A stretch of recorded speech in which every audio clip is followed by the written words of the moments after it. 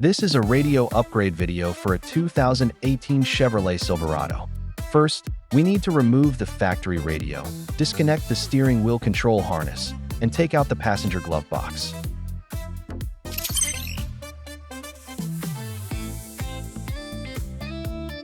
Use a trim tool to remove the factory radio bezel. Then, unplug the two cables connected to the bezel. Use a 7mm socket wrench to remove the factory radio display.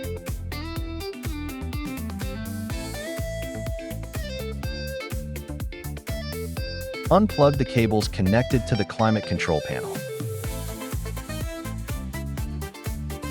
Next, use a 7mm socket wrench to remove the factory DVD unit and unplug the cables at the back.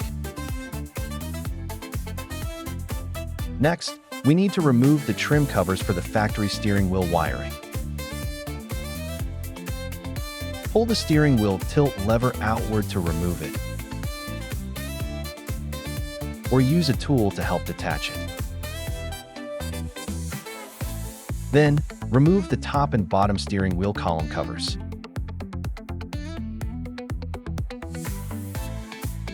Underneath the steering wheel, unplug the factory control cable and connect the adapter harness.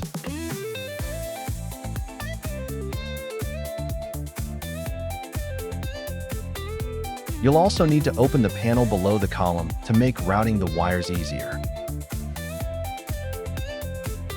Take out the steering wheel control adapter harness from the main power bundle. Before proceeding, remove the vent panel on the left side of the climate controls. It's pretty straightforward, just unscrew the mounting screws.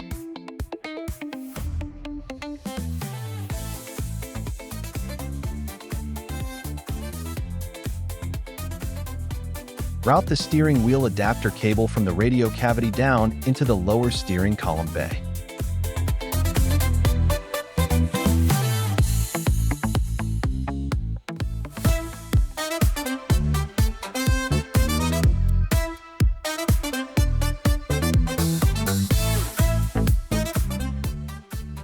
Pass it through like this. Next, route the GPS antenna and external microphone cables. You can install them near the car's A-pillar.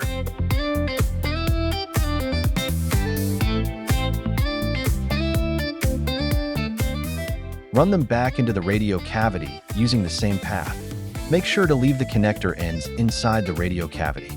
The 4-pin and 6-pin USB extension cables can also be routed through this same spot.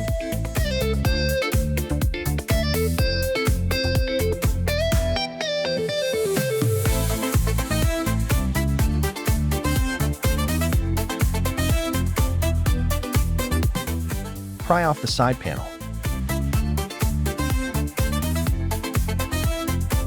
Extend the GPS antenna and external mic cables from beneath the steering wheel up toward the A-pillar. Route the cables upward along the weather stripping on the A-pillar.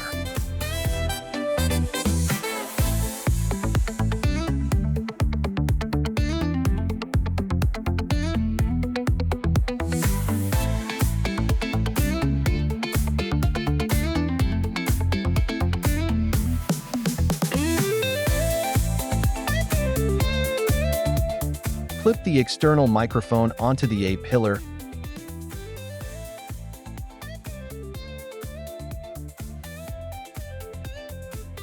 and stick the GPS receiver onto the top of the dashboard.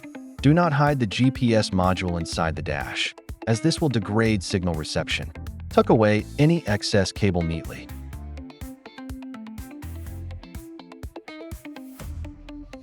Now, adjust the routing for the steering wheel control adapter cable. Pull it through from this spot, then plug it into the factory steering wheel control harness.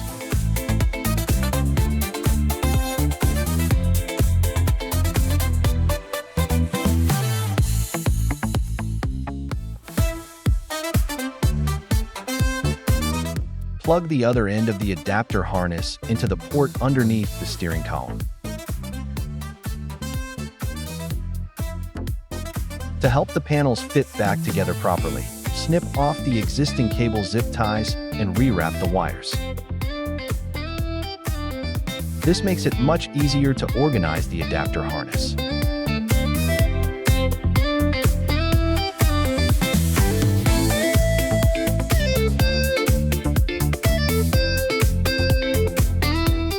Next, reinstall the steering column covers. Make sure to align the cover clips properly. Install the lower cover first, then the upper cover.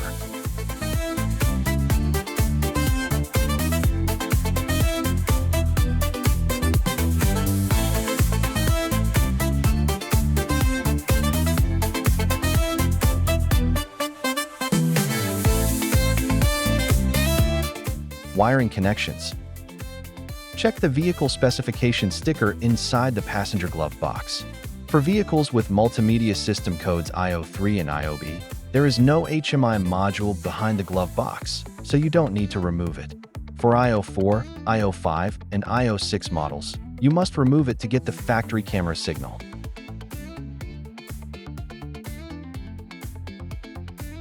Use a T15 screwdriver to remove the two bottom mounting screws on the lower glove box.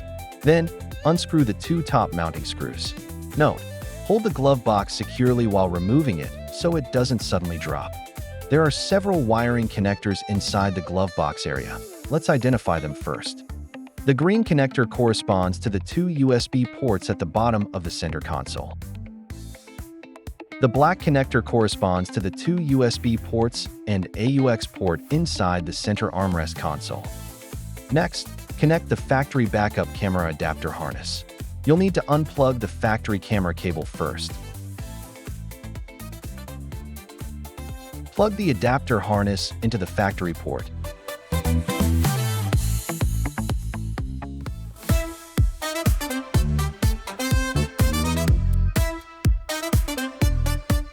Then plug the factory camera cable into the adapter harness. Route the 4-pin and 6-pin USB cables along with the backup camera adapter cable into the radio cavity. Let's quickly go over these ports and connectors.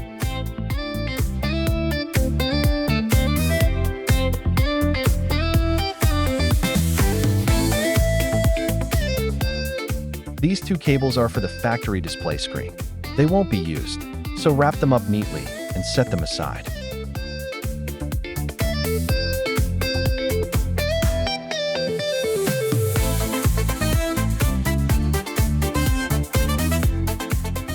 Next, install the AUX cable.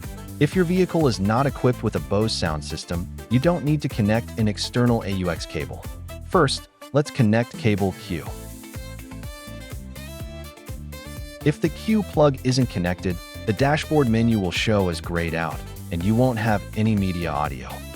Unplug the factory power connector and canvas connector. Take out the main power harness and locate the connectors labeled E and F. Plug connector F into the factory power cable and plug connector E into the vehicle's power port.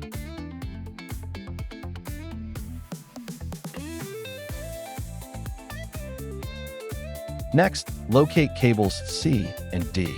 Plug connector C into the factory canvas cable and plug connector D into the vehicle's canvas port.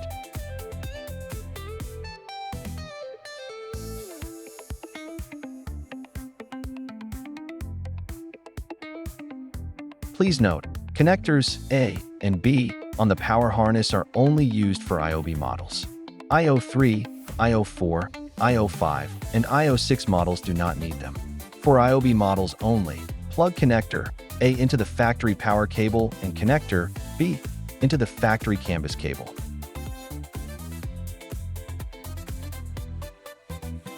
The yellow male RCA connector attached below connector B needs to be connected to the backup camera cable. Be careful not to mix up these two connectors or plug them in backward, as this can easily damage or burn out the device. Vehicles equipped with a Bose system do not require the external buzzer, as seatbelt and door chimes will play through the factory speakers. Non-Bose models must have the buzzer connected, otherwise, warning chimes like seatbelt and door alerts will no longer work.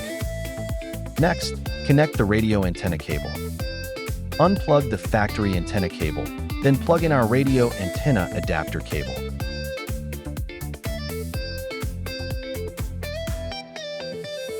Now, connect the OEM backup camera cable. Simply connect it to the factory backup camera cable that was routed from the passenger glove box into the radio cavity. Make sure to wrap the connection securely with electrical tape. Take out the RCA harness and locate the audio out cable's gray connectors. Connect them to the AUX cable.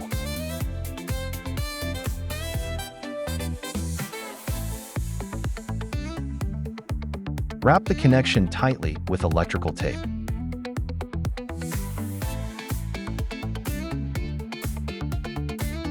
For vehicles with the Bose system, you'll need to route the AUX cable from the radio cavity over to the passenger glove box.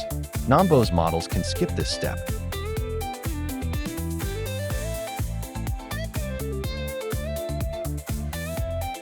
Then, run it through the gap in the left side panel of the glove box to the AUX port in the center armrest console.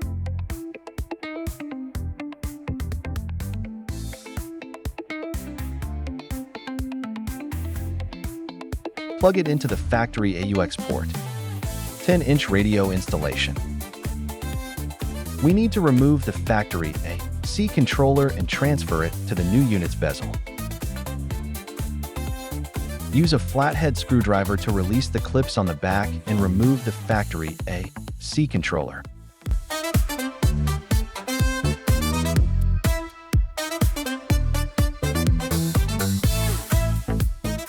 Align it with the mounting holes and snap it onto the new bezel.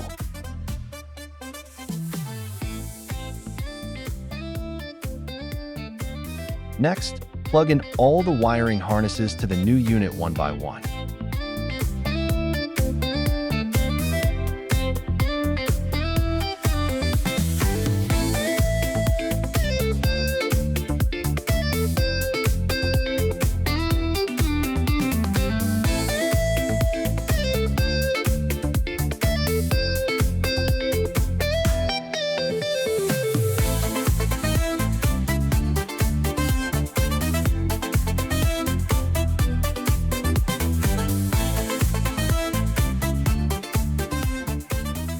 Tighten the 4 mounting screws to secure the device.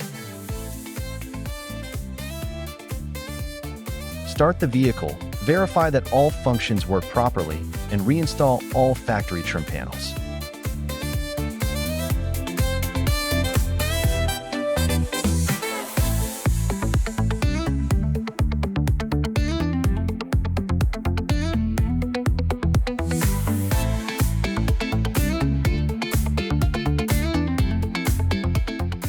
.5-inch radio installation. Use a flathead screwdriver to release the clips on the back and remove the factory AC controller. Align it with the mounting holes and snap it onto the new bezel. Pass the cables through the mounting frame.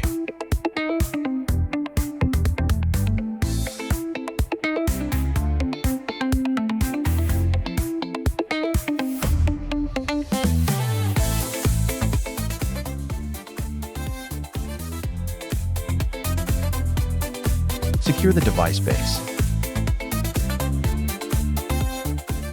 Next, plug in all the wiring harnesses to the new unit one by one.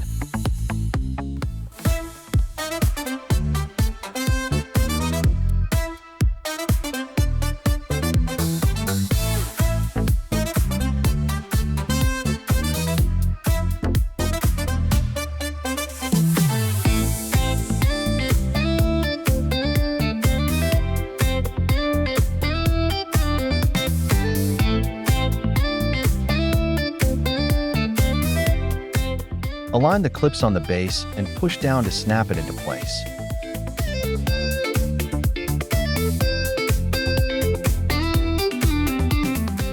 Backup camera installation. Mount the camera behind the license plate, securing it with the license plate screws.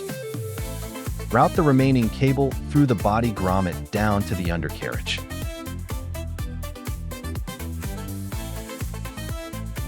Connect the camera extension cable and run it along the underside of the vehicle all the way beneath the driver's seat.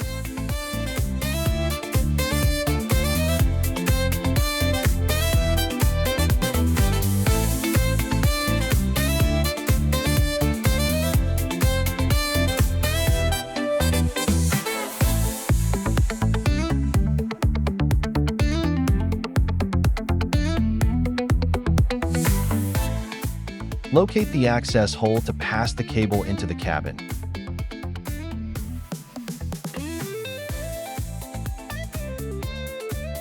Coming up right under the floor mat.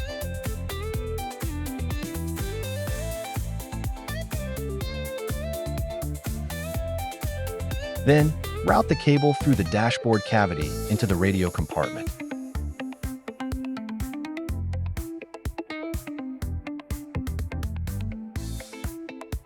You can tape the extension cable to a wire pulling tool to pull it through easily.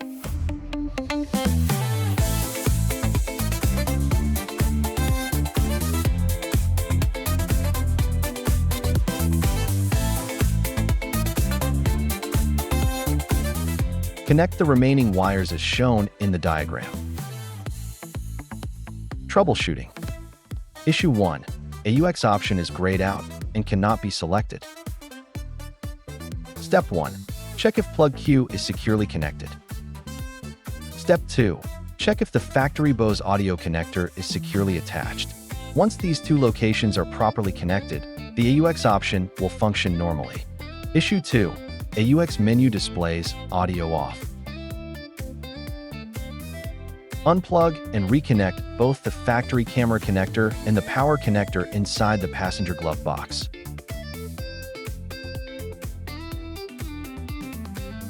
The AUX menu should then display normally.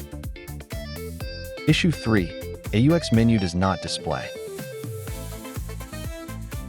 If the AUX menu doesn't pop up on the dashboard after plugging in the AUX cable, plug the AUX box into the USB port inside the center armrest console.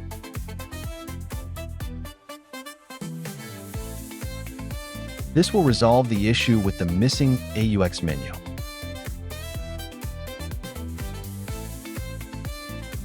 Issue 4. No audio output from the unit. Check whether the audio out cables, gray connectors, on the RCA harness are properly connected to the AUX cable. An incorrect or loose connection will cause the device to have no sound.